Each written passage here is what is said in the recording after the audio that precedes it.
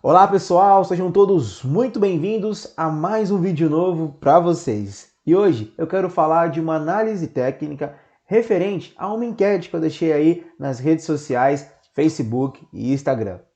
Mas antes de entrar no termo técnico, eu quero aqui dar uma dica para vocês. Para quem não conhece ainda, gostaria de apresentar a loja Difusor Ar-Condicionado. Então, se você não segue ele nas redes sociais ainda, faça isso agora mesmo. Siga lá no Instagram, Facebook e YouTube. E assim que você acabar de assistir esse vídeo, entre aí no Instagram da Difusor Ar-Condicionado e aproveite para ver os vídeos e dicas de como, por exemplo, do quadro Chame o Especialista. Beleza? Então, vamos para o vídeo técnico.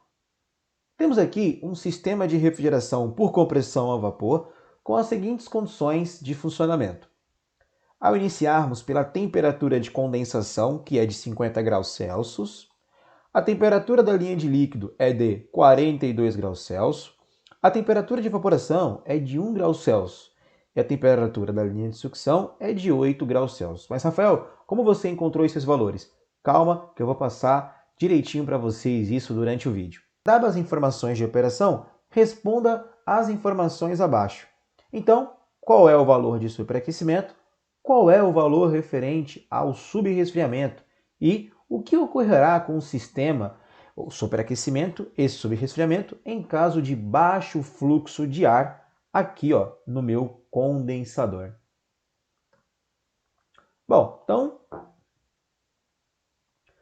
Então vamos iniciar pelo superaquecimento. Nós sabemos que o superaquecimento nada mais é do que o calor absorvido pelo fluido refrigerante após a sua evaporação. Ou seja, uma vez que o meu fluido ele completamente mudar de fase, qualquer calor que ele absorver daquele ponto em diante fará com que sua temperatura aumente, elevando então o superaquecimento. Bom, isso ocorre aqui no lado de baixa pressão. E Rafael, como eu faço para descobrir o superaquecimento do meu sistema? Primeiro, se faz necessário fazer a leitura da pressão de evaporação ou a pressão de baixa, né? Que nós estamos medindo aqui, como vocês podem ver, com o manômetro. Então, de acordo com o fluido refrigerante, aqui é o R22, a uma pressão de 60 psig, a temperatura de saturação é de 1 grau Celsius. Rafael, como assim temperatura de saturação? Ou seja, é a temperatura que meu fluido está mudando de fase lá no meu evaporador. Então, de acordo com essa pressão, ele mudará de fase a 1 grau Celsius. E, com o auxílio de um termômetro, medimos aqui a temperatura da linha de sucção. Vale lembrar que é muito importante isolar esse sensor aqui, ok? Para que ele não sofra interferência da temperatura externa, como por exemplo, aqui está muito próximo a um compressor. Então, para evitar falsas leituras, sempre isole aqui o termômetro, ok? Pois bem, então nós temos uma temperatura da linha de sucção de 8 graus Celsius. Com essas informações, conseguimos obter o valor de superaquecimento. Vamos ver como? Então nós temos uma fórmula aqui que o superaquecimento ele é igual à minha temperatura da linha de sucção subtraindo pela temperatura de evaporação. Então, a resultante dessa subtração vai me dar o valor aí de superaquecimento. Então, nós sabemos que a temperatura da linha de sucção é 8, medindo com um termômetro. E a temperatura de evaporação é de 1 grau Celsius. Então, 8 menos 1, teremos aí um superaquecimento de 7K, ok? Então, esse é o meu valor de superaquecimento, legal? Então, aí, para quem respondeu 7K, tá certinho, meus parabéns, beleza? E desde já quero agradecer a todos que participaram dessa enquete. E chegou o momento de falarmos sobre o subresfriamento. Bom, nós sabemos que aqui no lado de alta pressão, principalmente no condensador, ocorre a rejeição de calor do fluido refrigerante, fazendo com que o mesmo venha a mudar de fase, de vapor para líquido. Uma vez que todo esse fluido vinha a mudar de fase, a partir desse momento, qualquer calor que ele venha a rejeitar fará com que ele fique com uma temperatura abaixo da sua temperatura de condensação. É isso mesmo. Então, uma vez que todo o fluido vinha a mudar de fase, a partir desse momento, qualquer calor que ele rejeitar fará com que ele fique abaixo da temperatura de condensação e a partir desse momento é onde ocorre o subresfriamento, ok? Bom, e como é que nós fazemos para medir o subresfriamento? Para isso, nós precisamos primeiro saber a pressão de condensação ou pressão de alta, tá? E convertê-la em temperatura através de uma régua ou tabela, né? Ou então nós podemos fazer também por aplicativos ou até mesmo por manifolds analógicos e principalmente digitais, que ele já te dá aí com precisão qual é a temperatura de acordo com a pressão do fluido refrigerante. Então, para uma condição de 267 psig, teremos aí uma temperatura de saturação ou temperatura de mudança de fase do fluido refrigerante a uma temperatura de 50 graus Celsius. Pois bem, agora chegou o momento de medirmos aí a temperatura da linha de líquido, que nesse momento temos um valor de 42 graus Celsius. Bom, com essa pressão e com essa temperatura, já conseguimos saber qual é o subresfriamento do meu sistema. Vamos ver como? Então nós temos aqui uma fórmula aqui. O subresfriamento é a temperatura de condensação subtraída pela temperatura da linha de líquido. Vamos ver como é que fica isso? Então nós temos aí uma temperatura de condensação de 50 graus Celsius e uma temperatura da linha de líquido de 42. Bom, a resultante dessa subtração vai me dar um valor aí de 8K. Então isso indica que meu subresfriamento é de 8K. É perceptível que para fazer uma boa análise no sistema de refrigeração e ar-condicionado se faz necessário a utilização de boas ferramentas. E na Difusor ar-condicionado você encontra tudo o que precisa para executar um bom serviço. Então, acesse agora mesmo o site www.difusor.com.br e adquira já a sua ferramenta. Eu vou repetir o site www.difusor.com.br. Olha aí a variedade de ferramentas que você encontra lá na loja online e também na loja física.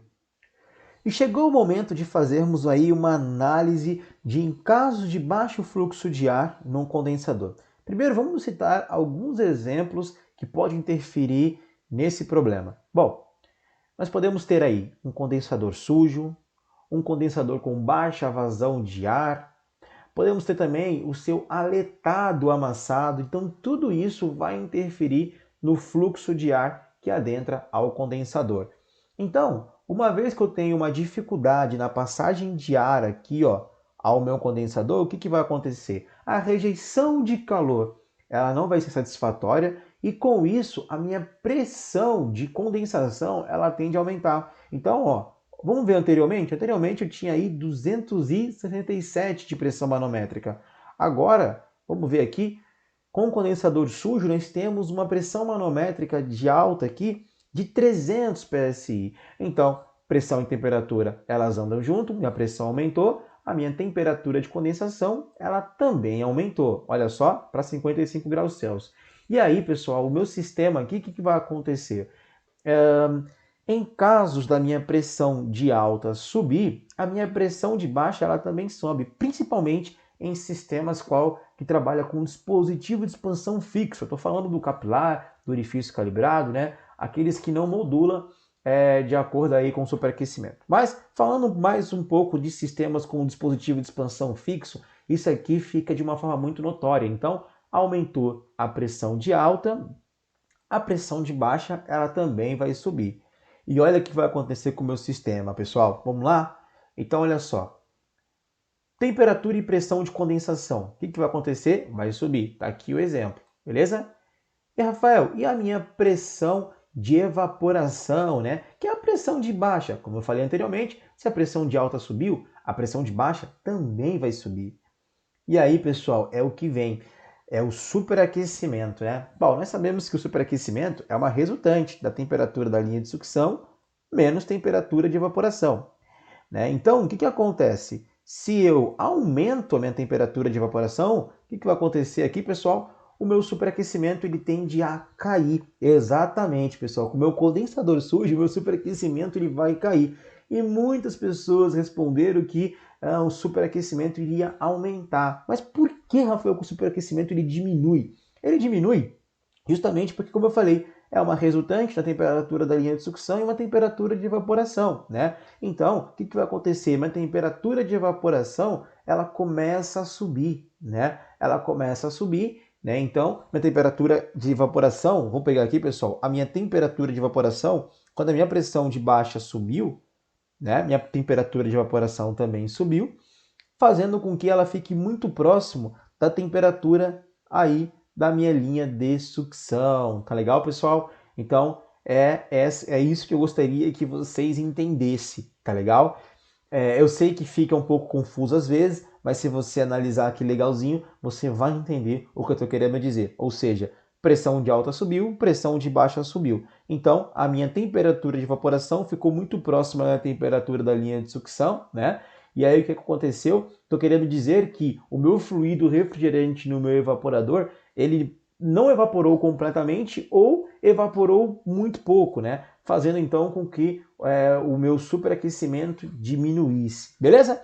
Então é isso, meu superaquecimento ele diminui nesses casos. Já o meu subresfriamento, pessoal, ele não muda muito, então em muitas condições eu vou encontrar um subresfriamento igual, tá? Meu sub não muda muito, só o superaquecimento mesmo que ele tende a cair muito. E aí eu sugiro a vocês fazer esses testes em campo para verificar se o que eu estou falando realmente faz sentido. Beleza, pessoal? Bom, é isso.